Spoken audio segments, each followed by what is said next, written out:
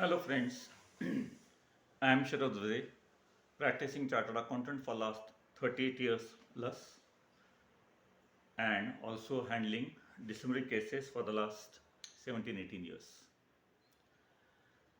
Before we start, about 2 days back, the chartered accountants all over India celebrated 73rd CA Day. I wish to congratulate all my professional brothers and sisters for being in the profession, doing honestly, and elevating to the higher and greater heights. Now, in the last two sessions, or before that, I got some comments from some of my friends that when I use my lenses, specs, a glare is seen on my glasses. So that's why I decided not to use glasses while speaking with you. Now, in the last two sessions, we have seen the reasons for negligence leading to misconduct. Now today we'll see two, three more reasons which I come across or which I had experienced while dealing with various disciplinary cases. The next ground or the next is greed.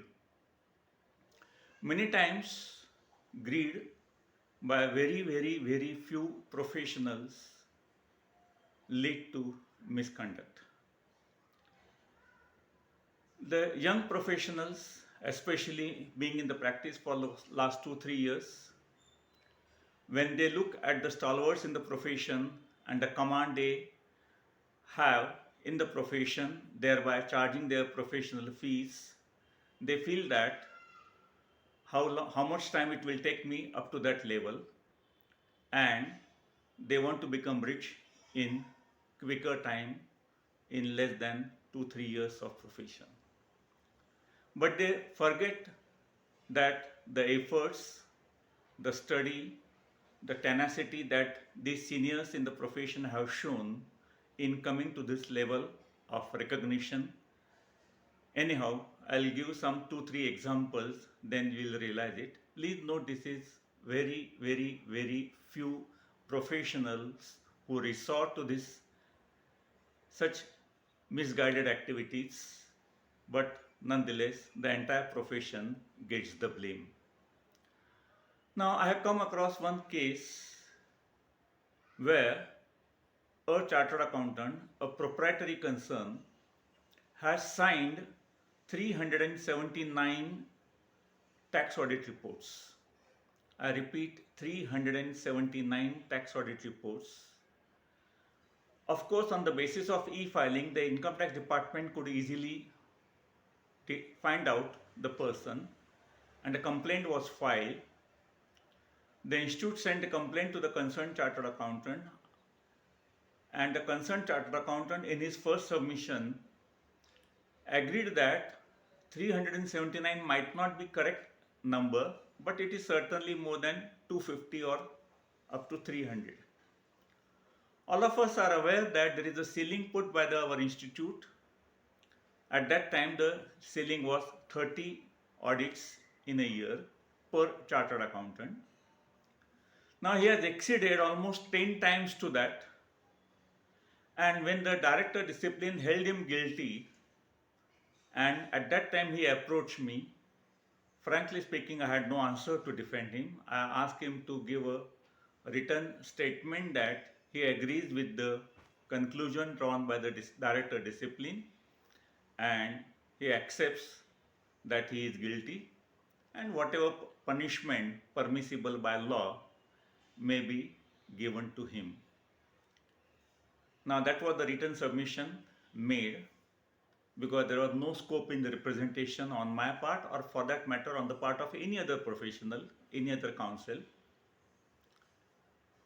Fortunately for him, before he gets awarded, due to COVID, he expired about 3 4 months back. Anyhow, but why a person should sign 379 tax audits for a year, and in the earlier year it was more than 317 tax audits. For 2 years he did it, obviously to get money, He had not done any audit. There were no articles registered under him. So obviously he just signed and got the money. This is nothing but greed, in my opinion. Another example which I came across, fortunately at that time there were no disciplinary issue. But again, two young chartered accountants, they filed tax returns. It was a case about more than 25-30 years earlier when there was physical filing of tax returns. These two professionals, in practice for less than 2 years, filed the returns of company employees numbering about 300, and in each return they claimed exemption under section 10(5), that is leave travel allowance. It was the practice at that time that the company used to give some amount, 5-10,000 rupees as LTA, and employees may take, may not take, and let them claim exemption or otherwise in the return of income. These employees claimed exemption under section 10(5), and for that they attached, because it was a physical submission, the invoices raised by a tour operator. They were totally about 300 in number when en bloc the returns were submitted. The assessing officer, while going through these returns, he realized that the company is at far end of a city and all the employees are staying in that area, and whereas they have availed the services of a tour operator at other end of the city, the distance is almost 40 kilometers, and all of them have taken benefit of the use of only one tour operator. That raised some suspicion in his mind, and he went detailed study of that, and he realized that a particular vehicle number was present at two different locations, one at Ahmedabad and one at Bangalore, on the same day, same vehicle. It is not possible at all. So he called the tour operator, asked his details, where he has filed a return of income and whether he has shown all these receipts in his return. The tour operator realized what he had done.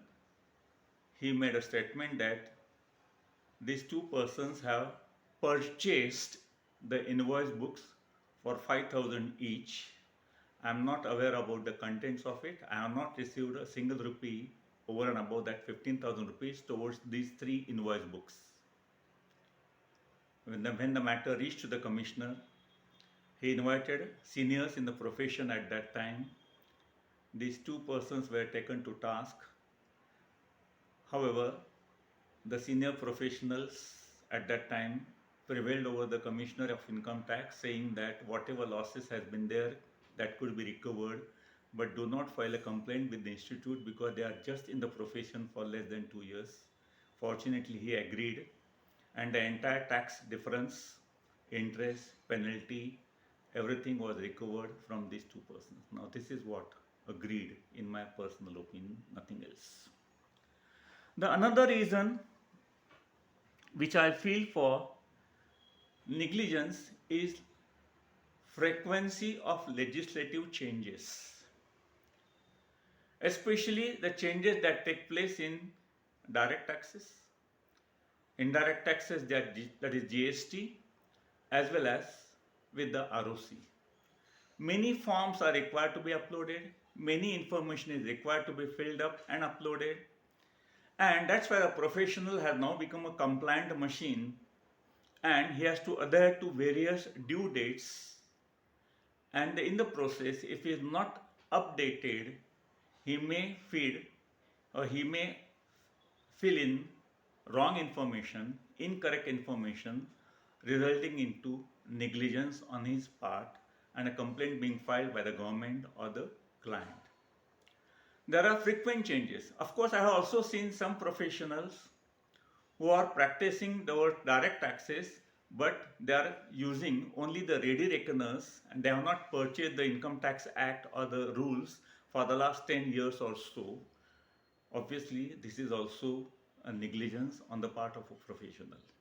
So, frequency of changes in various laws makes a professional always on a toe, and he has to be updated. If he lags behind, then obviously the mistakes, the negligence may creep in, thereby leading to a professional misconduct. And the third reason, again, which I feel is most important nowadays, because almost everything is now e-filing. Rarely any form or any information is in physical form. Everything is e-filing. And that's why various softwares are being used by professionals. For example, in case of direct taxes, we use either Winman or a Taxbase or KDK, and there are many softwares available in the market. Likewise for GST as well as for ROC filing.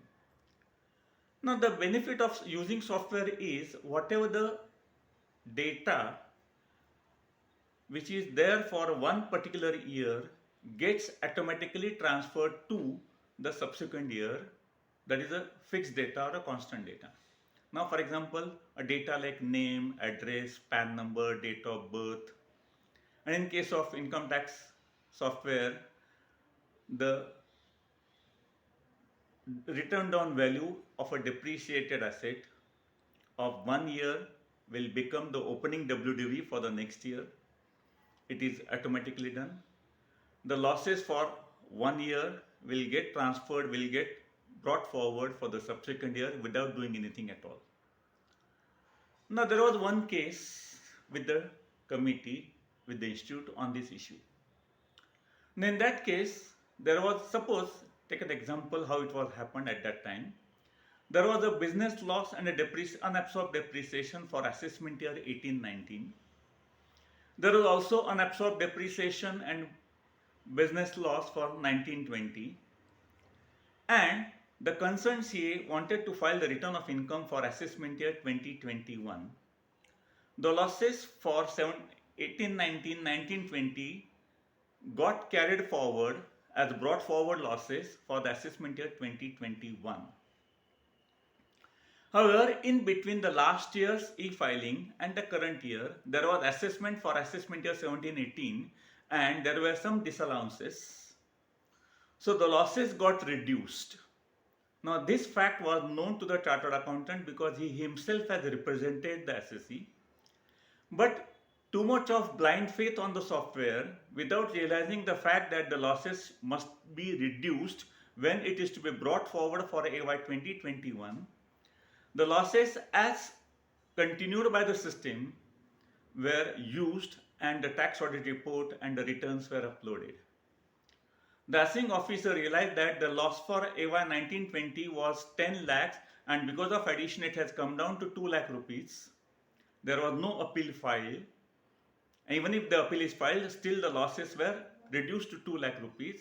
So this 2 lakh rupees should have been shown as brought forward losses for AY 2021, whereas in the tax audit report, because it was done by the system, as well as in the tax return, the 10 lakhs losses were uploaded. On that basis, the AO filed a complaint with the institute. Fortunately, even for 2021, there was a loss, business loss, as well as unabsorbed depreciation. So the losses were not adjusted. So there was no loss of revenue. There is no loss to the revenue, that is income tax authorities. And the institute took a lenient view, issued him a reprimand. That means had he been careful about the assessment, the reduction in losses, and that fact to be taken into account in the return of income to be filed for AY 2021, this issue would not have arisen. But too much of dependence on software leads to this situation. Then there are few more reasons, or rather the only one reason, that is recklessness. Now I'll give at least 3-4 examples for recklessness which professionals have done on their part, leading to complaints by the stakeholder, either the income tax authorities or the client, our client, and the institute has taken a serious view. I think I myself have handled more than 7-8 such cases where it would have been easily avoided but sheer recklessness in certifying the balance sheet or issuing various certificates has led to professional misconduct. I think the next lecture will be entirely devoted for that, and how to overcome such things will also discuss in that session, in that lecture. I thank you very much. If you like the video, kindly pass on to the professionals so that the message will be spread very clear that institute is taking very stringent action for professional misconduct.